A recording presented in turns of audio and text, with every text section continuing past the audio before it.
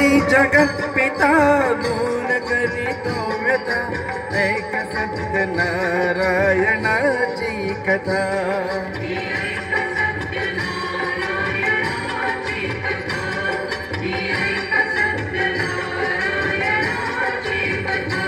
मुख राजा होता महाथोर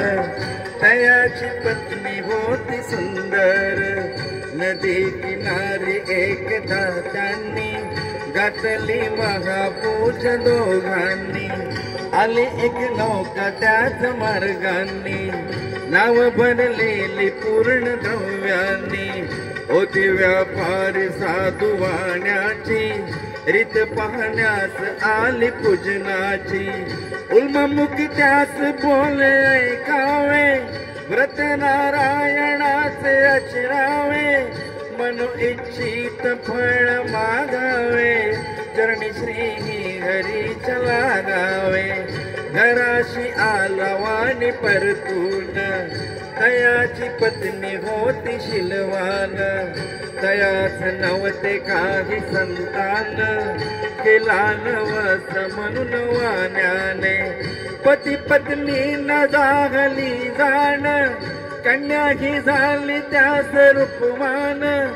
कलावती म्हणून कन्येचे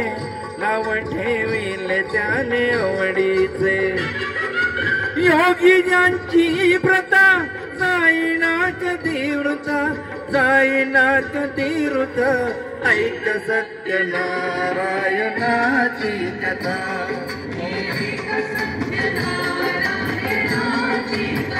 लीलावतीने काही दिवसान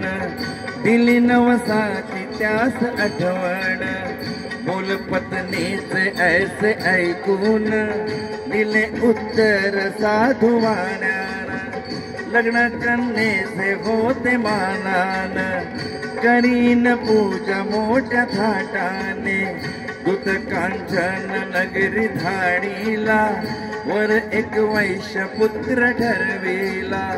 केले हो कन्यादान बापान विवाह पार पडला थाटान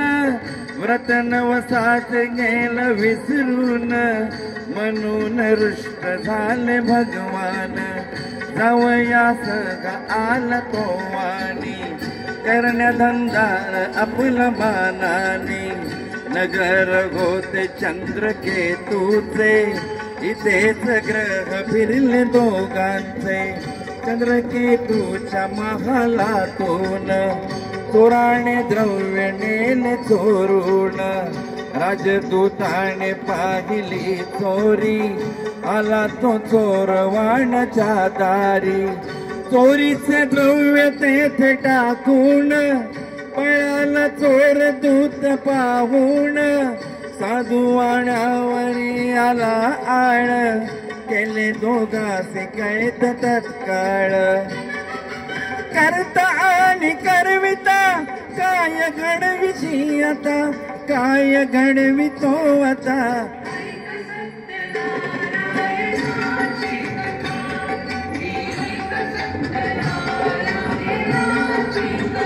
लीलावतीस दुःख बहु झाले घरी ही द्रव्य चोरीस गेले लागल्या मागू दोघीही भिक्षा पूजा न केल्याचीच ही शिक्षा होते ब्राह्मण घरी पूजन आलय कलावती ते पाहून घरी सांगून तिने मातेला घातली पूजा त्याच वेळेला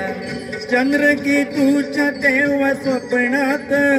देव जाणून देती दृष्टांत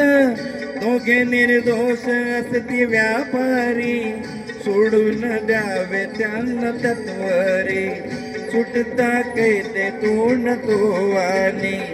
निघे भरून नौका द्रव्यानी साहले इच्छा तोच देवाची परीक्षा घेण्या साधू वाण्याची येऊन त्यास म्हणती भगवंत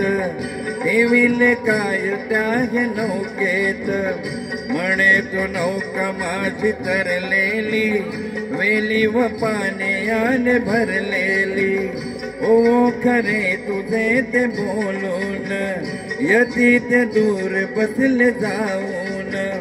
द्रव्य गेले व पाणी पाहिली क्षमायतीचे त्याने मागितली वेलीपणाचं द्रव्य बनवून दिले यतीने त्यास परतून